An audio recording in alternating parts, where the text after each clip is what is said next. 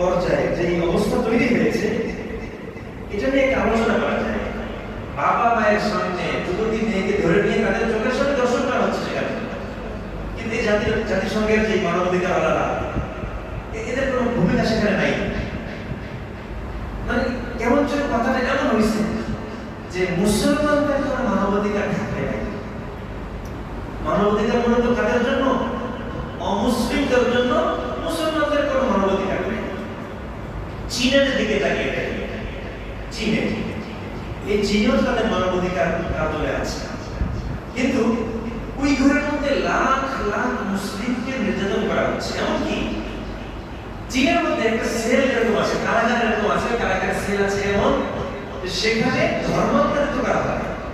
মানে আপনি যতক্ষণ পর্যন্ত ধর্ম ত্যাগ না করবেন, আল্লাহ ও তার রাসূল কোরআন এবং মুসলমানকে গালি না দিবেন, ততক্ষণ আপনাকে ছাড়বে না। আপনি সেখানে স্বীকারোক্তি দিবেন, হ্যাঁ আমি এখন থেকে মুসলমান না, আমি মুসলমান হয়ে অপরাধ করেছি, এই স্বীকারোক্তি আন পর্যন্ত ছাড়বে না আপনাকে। ওই সেখানে তো জাতিসংঘের কোনো সেখানে তো ভূমিকা নাই তাদের। এরপরে অনেক বিষয়, তো এদের মূল যে টার্গেট আপনারা জানেন, আবার বলছি, এদের টার্গেট গুলো আমাদের ধারণা থেকে নয়, বরং ওদের যে প্ল্যান, তাদের প্ল্যান থেকে নেওয়া। একটা হচ্ছে নারী অধিকার। তো নারী অধিকার এটাকে তারা কিভাবে বাস্তবায়ন করে, তাদের স্লোগানটা কি, তাদের উদ্দেশ্য, তাদের মাকসাদ এবং প্ল্যান হলো নারীবাদী দৃষ্টিকোণ থেকে ধর্মীয় পর্দা, বৈবাহিক কাঠামো, মাতৃত্বকে উপেক্ষা করা, এই বিষয়গুলোকে তারা এখানে হস্তক্ষেপ করার চেষ্টা করে। এবং সমলিঙ্গের বিবাহের অধিকার। আমরা বাংলাদেশের মানুষ হিসাবে, শুধু মুসলিম নয় বরং বাংলাদেশি মানুষ হিসাবে আমাদের মধ্যে একটা রেওয়াজ এবং নীতি এরকম আছে যে আমরা জানি বিবাহ হয় দুজন মানুষের মধ্যে, একজন পুরুষ একজন নারী, এটি সিস্টেম। আমরা মুসলিম বলে না মুসলিম বলে সবার মধ্যে একই নিয়ম, কিন্তু ওরা ঢালাও ভাবে সমকামীদেরকে সাপোর্ট দিচ্ছে। ঢালাও ভাবে বিবাহের ক্ষেত্রে একজন মানুষ বিবাহ করবে, এটা নিয়ে কত আইন, কত কানুন, এই বছর না হলে বিবাহ করতে পারবে না, এই বছর না হলে এটা করা যাবে না, ওটা করা যাবে না। আবার বিবাহ করার পরে স্ত্রীর সম্মতি না থাকলে এখানে ম্যারিটাল কত কাহিনী আছে। এই যে বিবাহ করার পরে আপনি আপনার স্ত্রীকে নিয়ে থাকবেন, সেখানেও আপনার শান্তি নেই, ওদের বাধা আছে। কিন্তু একজন মানুষ সমকামী হবে কোনো বয়স লাগবে না, সমকামীদের কোনো বয়স নেই। আবার সমকামী যদি কেউ হয়ে যায়, তার নিরাপত্তার জন্য ওদের ব্যবস্থা আছে, অনেক কাজ আছে। এরপরে ব্যাপকভাবে দেখবেন বিভিন্ন জায়গায়, এই যে আরব, ইরাক, আরো বিভিন্ন বিষয় আছে, কোম্পানি আছে, ব্যাপকভাবে তারা এই যে এলজিবিটিকিউ এটাকে প্রমোট করছে। প্রত্যেকটা বিষয়ে লম্বা আলোচনা করার সময় সেটার জন্য সংক্ষেপে বলছি। এরপরে আমরা জানি যে লিঙ্গ হয় দুইটা, পুরুষ এবং মহিলা, মেল ফিমেল। এর বাইরে তো কোনো লিঙ্গ হয় না। আরেকটা শ্রেণী আছে যারা অসুস্থ হয়ে আসে, এরা হিজড়া, আমরা দেখেছি, কিন্তু এটা কোনো লিঙ্গ নয়, এরা অসুস্থ, বিকৃত, বা এদেরকে আলাদা অসম্পূর্ণ করে তৈরি করেছে, কিন্তু এটা নির্দিষ্ট লিঙ্গ নয়। এখন আমাদের বাচ্চাদের পাঠ্যপুস্তকের মধ্যে শেখানো হচ্ছে যে একটা লিঙ্গ এমন আছে, তুমি নারী হও, তুমি ছেলে হও, মেয়ে হও, ইচ্ছে করলে তুমি মেয়ে থেকে ছেলে হয়ে যেতে পারো। ওই যে মনে আছে শরীফ থেকে শরীফা, আপনারা মনে করেন না যে এই যে ইউনুস সাহেব, উনি নতুন করে শুরু করছে না, আগে থেকে শুরু হয়েছে, কিন্তু উনি মনে করেন খেলার মাঠে যখন গোল দেয়, ফুটবল যখন গোল দেয়, তখন একজন প্লেয়ার কি গোল দেয়, এই গোলটা তৈরি করার জন্য আরো 10 জনের ভূমিকা থাকে কিনা? থাকে, 11 জন থাকে না? একটা গোল দেওয়ার জন্য 10 জনের পেছনে ভূমিকা থাকে, 11তম জন গোলটা মেরে দেয়। তো আমাদের এই দেশের মধ্যে এলজিবিটিকিউ, সমকামিতা এবং আমাদের পারিবারিক অশান্তি, এই সমস্ত বিস্তারের জন্য অনেকেই খেলেছে, কিন্তু গোলটা মেরেছে ডক্টর ইউনূস। চলেন, এই বাচ্চাদেরকে পড়ানো হচ্ছে, তুমি ইচ্ছা করলে ছেলে থেকে মেয়ে হতে পারবা, শরীফ থেকে শরীফা, মেয়ে থেকে ছেলে হতে পারবা, বাচ্চাদেরকে শেখানো হচ্ছে। একটা একটা বাচ্চাকে আপনি যা শেখাবেন সে তাই শিখবে। আপনি একজন পূর্ণ বয়স্ক মানুষকে যা ইচ্ছে দিয়ে বোঝাতে পারবেন না, কিন্তু একটা বাচ্চাকে যা ইচ্ছে দিয়ে বোঝাতে পারবেন। একটা ছোট বাচ্চা 8 বছর 7 বছর 6 বছরের বাচ্চাকে যা বলবেন, ওকে যদি বলেন যে এটা তোমার মামা, চিরজীবন সে মামাই রাখবে, রাখবে কিনা? ও যদি সত্যিকার মামা নাও হয় তাও ডাকবে। কিন্তু আপনি একজন 20 বছরের একটা ছেলেকে যদি বলেন তোমার মামা, জিজ্ঞাসা করে কি জন্য মামা, কি কারণে মামা? এজন্য ওরা বেছে নিয়েছে শিশুদেরকে এগুলো শেখানো। আর একটা জিনিস দেখেন, ছোট ছোট বাচ্চাদেরকে যৌন বিষয়ে তারা শিক্ষা দেয়, এটা সচেতনতা ওদের দাবি চায়। কিন্তু এই যৌন বিষয়ে জ্ঞান আসলে কি কোনো দরকার? আপনি যখন বিবাহ করেন, যারা বিবাহ করেছেন, বিবাহের আগে অনেক কিতাবাদি পড়ে, বই পুস্তক পড়ে, অনেক শিক্ষা দীক্ষা নিয়ে পিএইচডি অর্জন করে বাসর করে গেছেন, এরকম কেউ আছে? এরকম কেউ আছে? এটা শেখার জিনিস না। একটা বাচ্চা যখন দুনিয়াতে আসে, তাকে লজিং মাস্টার রেখে শেখাতে হয় যে খাইতে হয়। কি বলে? খাইতে যাওয়ায় খাওয়া লাগে, এটা কি লজিং মাস্টার রেখে শেখাতে হয়? মাদ্রাসা স্কুলে পাঠাইতে হয়, পিএইচডি অর্জন করাইতে হয় যে খাওয়া লাগবে, এটা কাজ, এটা তুমি শিখো, শিখাইতে হয়। যখন বাচ্চা দুনিয়ায় আসে, আসার পরে প্রধান কাজ থাকে তার খাওয়া, একমাত্র কাজে নেই। তো যখন মানুষের প্রয়োজন হবে, সময় হবে, তখন তাকে শিখাতে হবে না। সে যৌনতা কিভাবে উপভোগ করবে এটা আল্লাহ তাআলা প্রাকৃতিকভাবে তাকে শিখিয়ে দিবেন, এটা তার জানা আছে। এখন আপনি যখন অপরিণত একটা বাচ্চাকে এগুলো আলোচনা করবেন, সেটা দিয়ে যাবে হবে 10, 11, 12 বছর, 13, 15 বছর বয়সে। আপনারা যারা এখানে 35, 40, 50 বছর বয়সের মানুষ বা তার উপরের মানুষ আছেন, 15 বছর বয়সে এই বিষয়ে কিছু জানতো না, এমন লোক আছে না? নেই? বলেন, 15 বছর বালেগ হয়ে যায় না? ছেলে দ্রুত বালেগ হয়ে যায়। কিন্তু যাদের বয়স 40 কথাকার ধারণা বা তার উপরে 40 বছর অথবা তার উপরের বয়সী যারা আছেন, আপনারা ধরেন 15 বছর বয়সেও কিছু জানতেন না এই যৌনতা সম্পর্কে, এমন তো আছেন না? এমন তো হয়েছে, বালেগ হয়ে গেছে, 15-16 বছর বয়স হয়ে গেছে, নদীতে প্যান্ট খুলে গোসল করে। বুঝতে না? তাহলে ওই মানুষগুলো বিবাহ করে বাচ্চা হয় নাকি? ওরা তো মূর্খ, মুখ্য সূক্ষ্ম মানুষ হলে বাচ্চা কেন হবে? এরকম?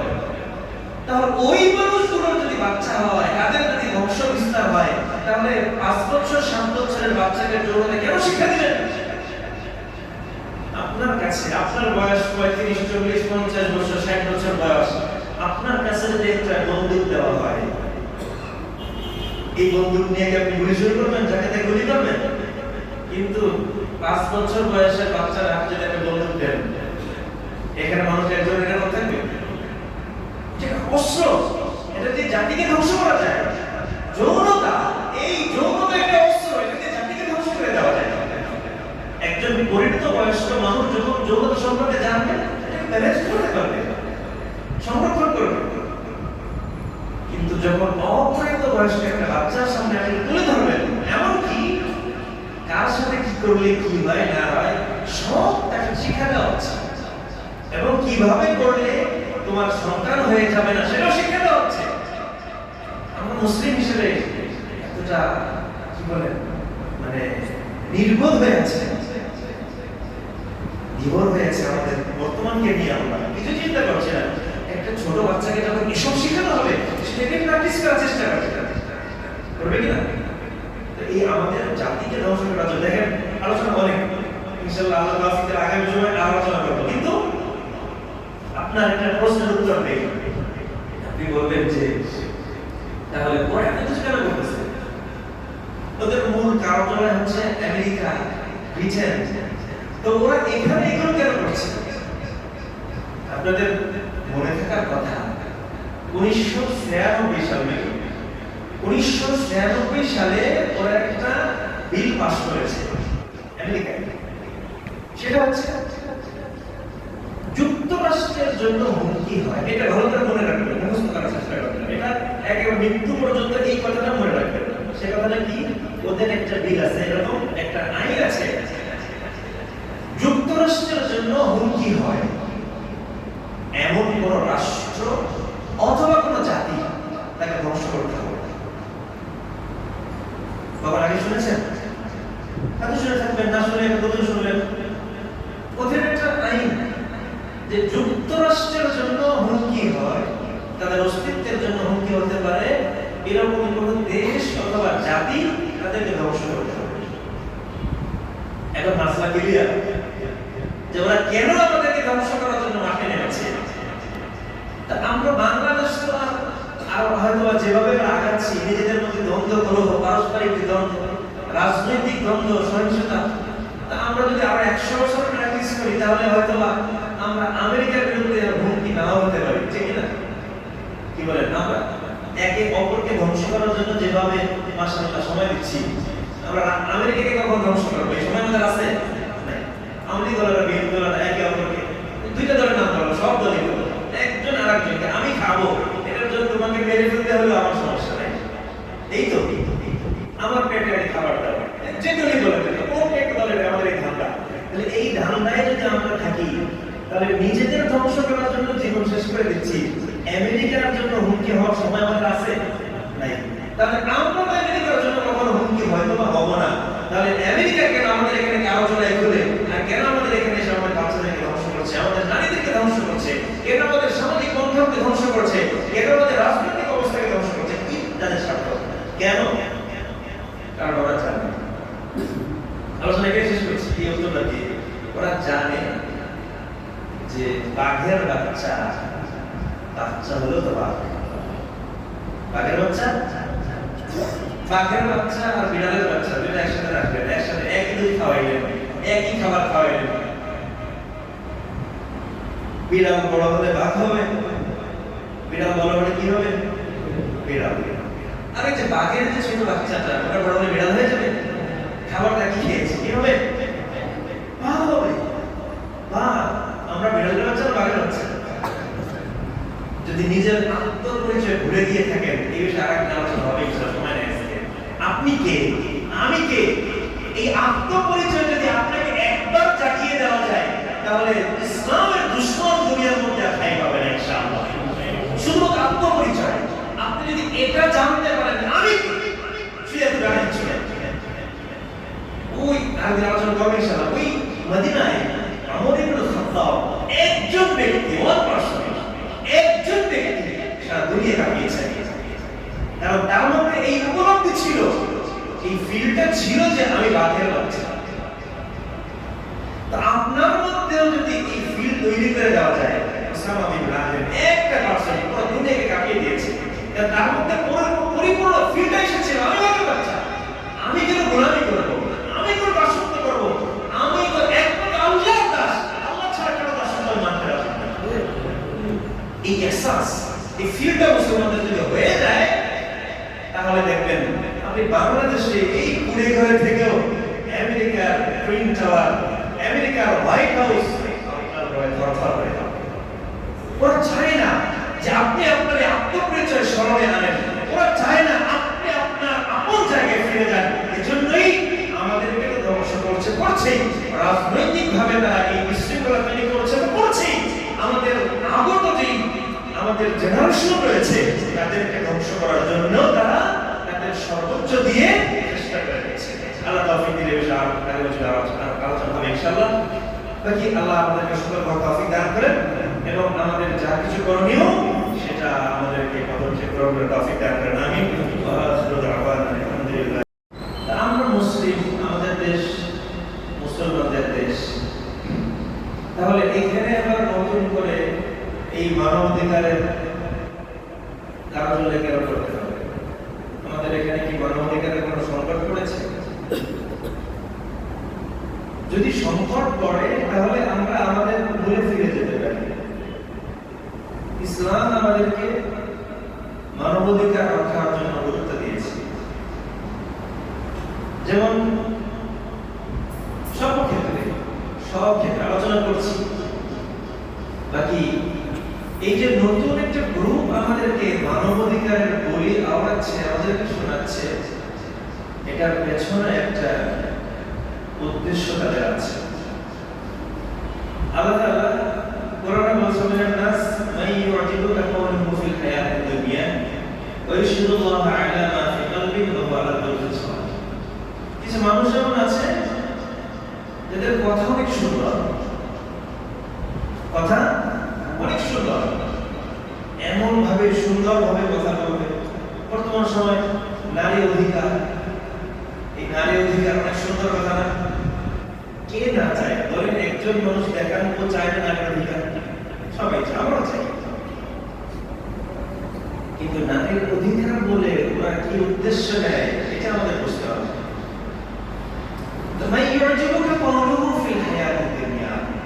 যার কথাগুলো তোমার খুব ভালো লাগবে,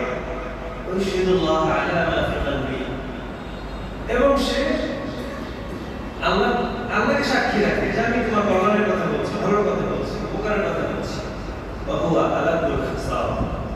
আল্লাহ বলেন সে প্রবল শত্রু, যদিও উপরে উপরে তোমাদেরকে অনেক ভালো কিছু শোনানোর চেষ্টা করে, কিন্তু সে মূলত কি তোমাদের শত্রু।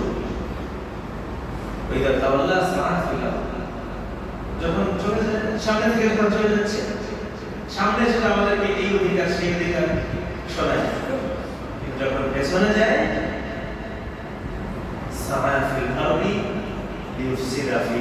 জমিনকে ধ্বংস করার চেষ্টা করে, জমিনে ফিতনা ফাসাদ বিশৃঙ্খলা করার চেষ্টা করে। কিভাবে করে আপনারা জানেন, আলোচনা করবো আমরা।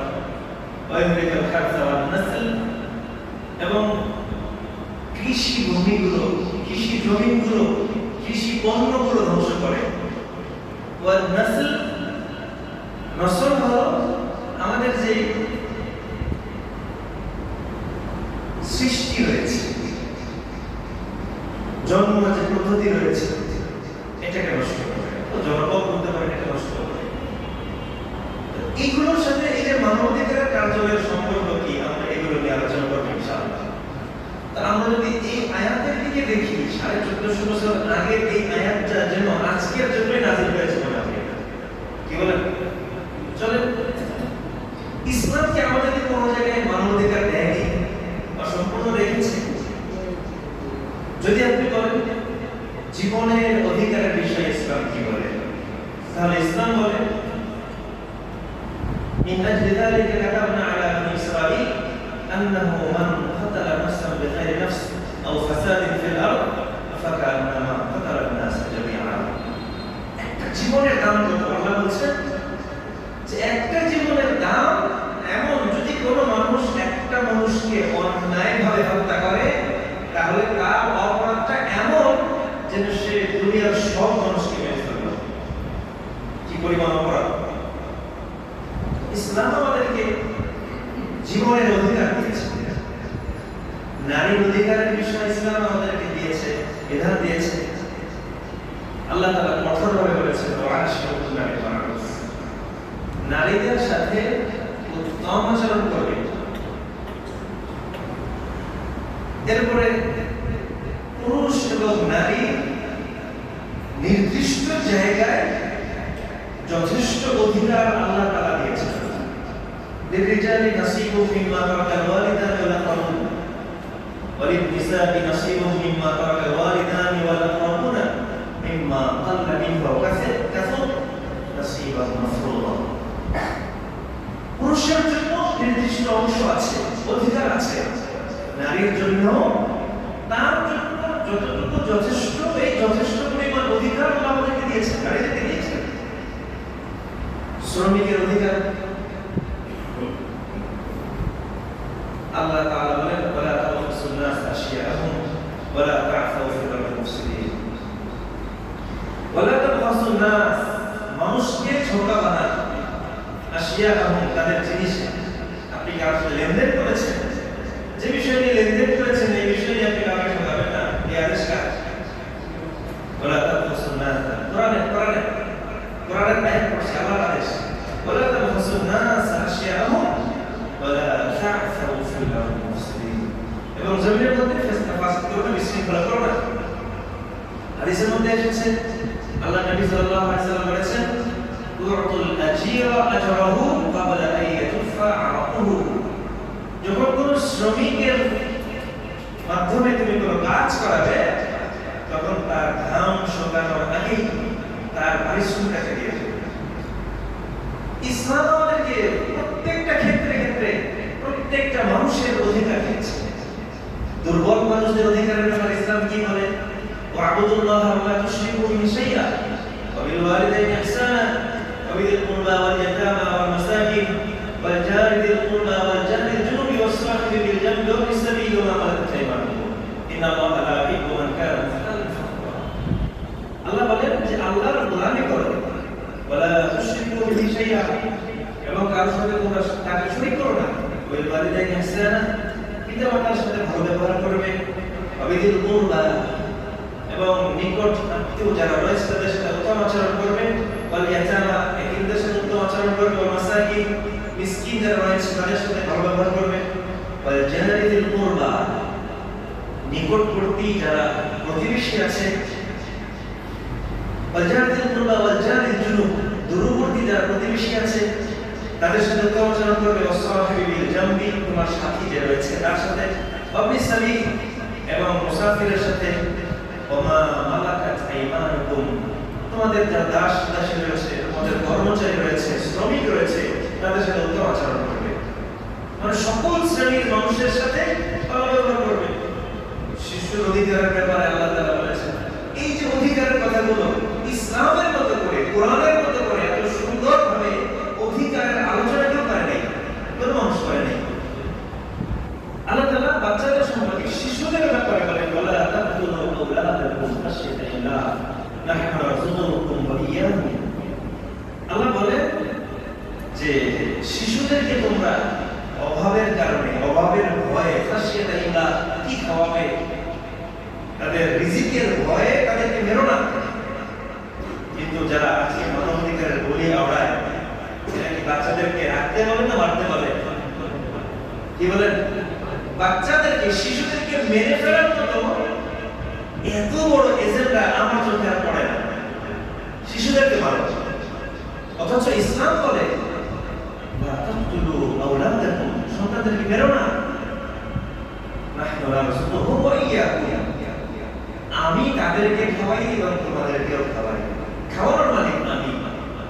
আর ওরা বলে দুটি সন্তানের বেশি নয়, একটা হলে ভালো হয়।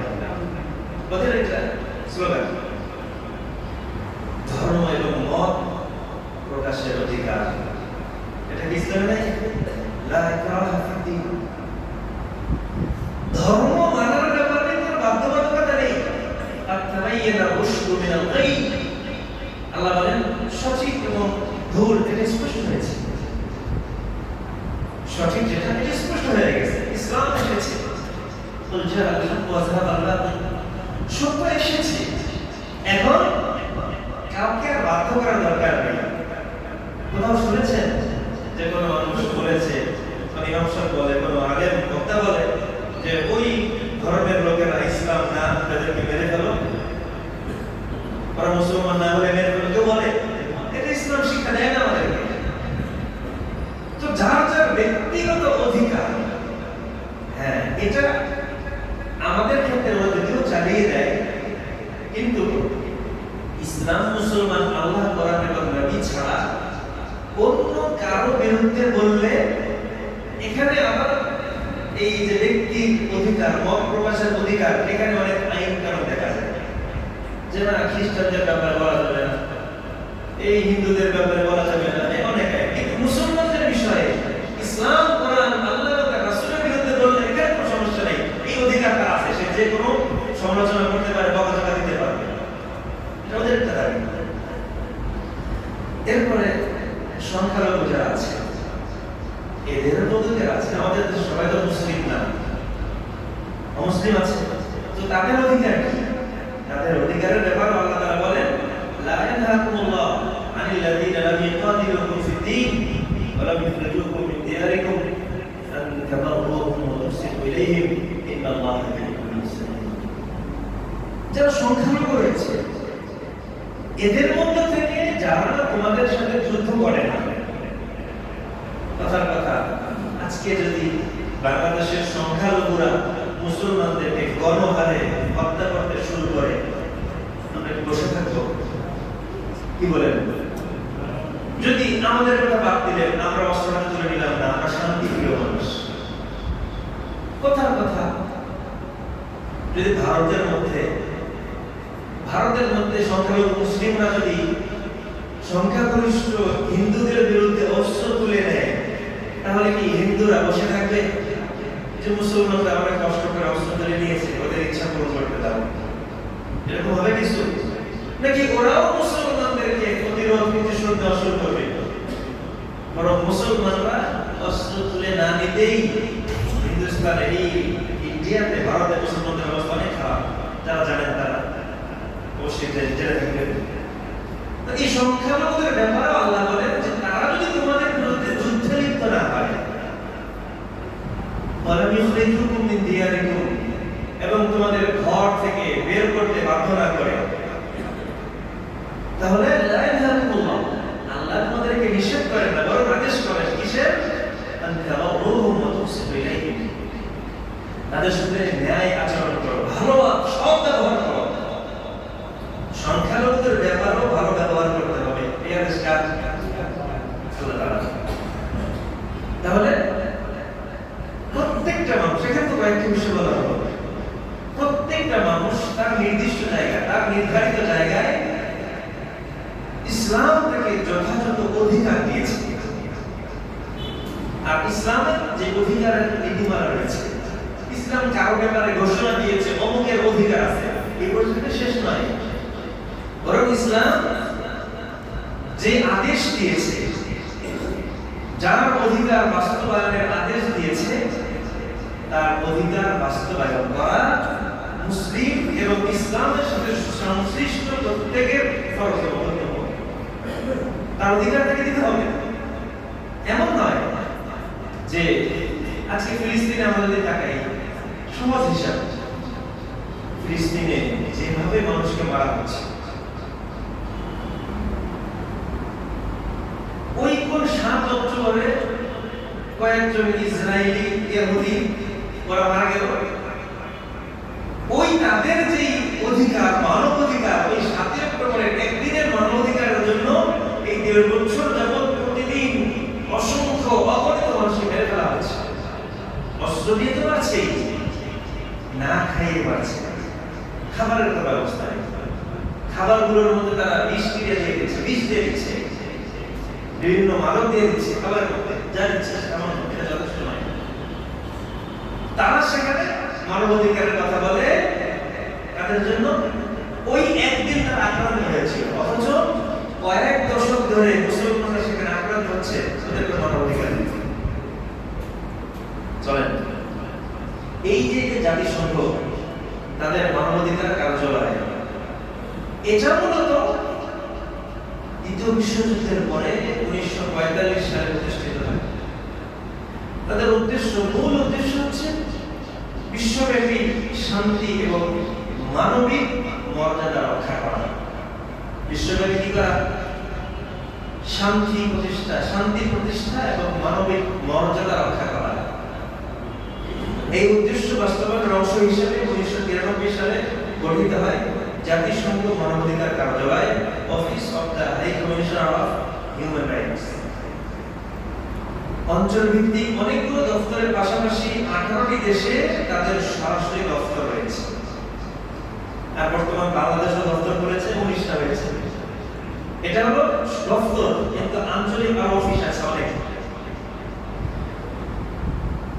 চলেন, এই সংস্থা, এই যে তাদের জাতিসংঘের যে মানবাধিকার কার্যালয়, এদের মূল দায়িত্ব বিশ্বজুড়ে মানবাধিকার পর্যবেক্ষণ করা, তথ্য সংগ্রহ করা, রিপোর্ট প্রদান করা এবং সংশ্লিষ্ট রাষ্ট্রকে কারিগরি সহায়তা দেওয়া। তবে বাস্তবতা হলো যেসব অঞ্চল ও 18টি দেশে এখন পর্যন্ত কার্যালয় স্থাপন করেছে, যেমন ইয়ামান, সুদান, ভেনেজুয়েলা, ইউক্রেন এবং আরো ইত্যাদি রাষ্ট্র, সেসব অঞ্চল ও দেশের অধিকাংশই রাজনৈতিক অস্থিরতা, দ্বন্দ্ব এবং স্বাধীনতার সংকট রয়েছে। অর্থাৎ সাধারণত যেই দেশেই এই কার্যালয় খুলেছে, ওই দেশেই ঝামেলা শুরু হয়েছে। এমন একটা দেশও নাই যেই দেশের মধ্যে তাদের কার্যালয় আছে আর ওই দেশের মধ্যে মানুষ শান্তিতে নিরাপদে আছে। কথা বাংলাদেশের মানুষ খুব অশান্তিতে আছে, যা আছে রাজনৈতিক অস্থিরতা আছে। কিন্তু আমাদের মধ্যে হিন্দু মুসলিম আমরা মিলিত থাকি, এক বাজারে তোমার বাজার করি, এক রাস্তা দিয়ে আমরা হাঁটি। কিন্তু এই যে মানবাধিকার কার্যালয়ে যে একটা বাস্তবায়িত হয়েছে এই দেশে, বেশি দিন অপেক্ষা করতে হবে না, দেখবেন হিন্দু মুসলিম দাঙ্গা কাটবেই। চলেন দেখবেন আরো কিছু বিষয় আমরা দেখি। অনেকগুলো দেশে এরা মানবাধিকারের কথা বলে ওই দেশের মধ্যে তারা অবস্থান করছে, কিন্তু সেখানে মানবাধিকার রক্ষা করতে ব্যর্থ হয়েছে। এসব দেশের মধ্যে কয়েকটা দেশের নাম বলছে। আফগানিস্তানে 2000 সালের পর থেকে তারা সেখানে বিন্দু পরিমাণ ন্যূনতম কোনো মানবাধিকার রক্ষা করতে পারেনি, বরং মুসলমানদের বিপক্ষে যতটুকু করা যায় ততটুকু তারা করেছে। সেখানে তারা শরিয়া এবং নারী শিক্ষায় হস্তক্ষেপ করেছে। আফগানিস্তানে স্বাভাবিকভাবে মানুষের মন মগজ ধার্মিক, মোটামুটি মানুষ এখানে ধার্মিক। তো মানুষ সে যেমনই হোক না কেন, তার মন এবং মননে ইসলাম, শরিয়া, নারীদের পর্দা এই বিষয়গুলো সবসময় থাকে, সেটাই পছন্দ করে। কিন্তু আফগানিস্তানে হামলা করার পরে ওরা সেখানে শরিয়া আইনকে রহিত করে এবং নারীদেরকে পর্দার বিষয়ে হস্তক্ষেপ করে।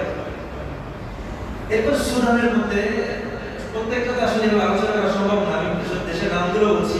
Sudan, Colombia, Guatemala, Honduras, Venezuela, Ukraine, Myanmar, Congo গণতান্ত্রিক প্রজাতন্ত্র, নেপাল, মধ্য আফ্রিকান প্রজাতন্ত্র, Mali, Indonesia, Sri Lanka, Georgia, Uganda, Liberia, Burundi, এই সব দেশের মধ্যে তারা মানবাধিকার রক্ষা করা তো দূরের কথা, বরং যারা মানবাধিকার ক্ষুণ্ণ করেছে তাদেরকে যথাযথ সহযোগিতা করেছে।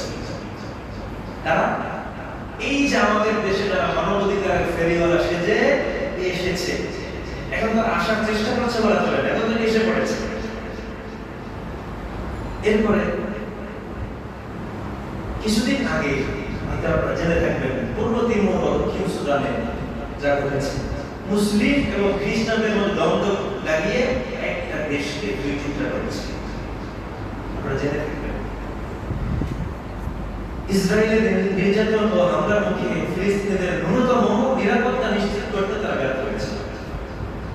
এই যে আমাদের দেশে যে শান্তিওয়ালা আসছে, শুধু বিবৃতি, আলোচনা এবং মানবিক আবেদন, তারা সেখান থেকে আবেদন করে যে এখানে ফিলিস্তিনি মুসলমানদেরকে জুলুম করা হচ্ছে, এখানে তাদের অধিকার লঙ্ঘন হচ্ছে, ঠিক হচ্ছে না, এখানে দায়িত্ব শেষ। কিন্তু বাস্তব কোনো উদ্বেগ নেই।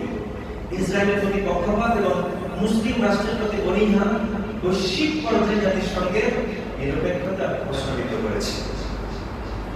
দেখেন, তারা কাশ্মীরের মধ্যে ভারতের দখলদারিত্ব ও 370 ধারা বাতিলের পর মানবাধিকার লঙ্ঘনের বহু প্রমাণ এই যে ইন্ডিয়ান ফোর্স আর্মিরা বলা হয় কাশ্মীরের মধ্যে প্রত্যেক 1 বিঘা জমি মানে জায়গায় একজন সৈনিক আছে। কাশ্মীরে বলা হয় যে 1 বিঘা 1 হাতের মধ্যে 2 জন সৈনিক, 1 গজের মধ্যে 4 জন সৈনিক, এত পরিমাণ সৈন্যদের দিয়ে রেখেছে সেখানে। এবং সেখানে মানবাধিকারের যেই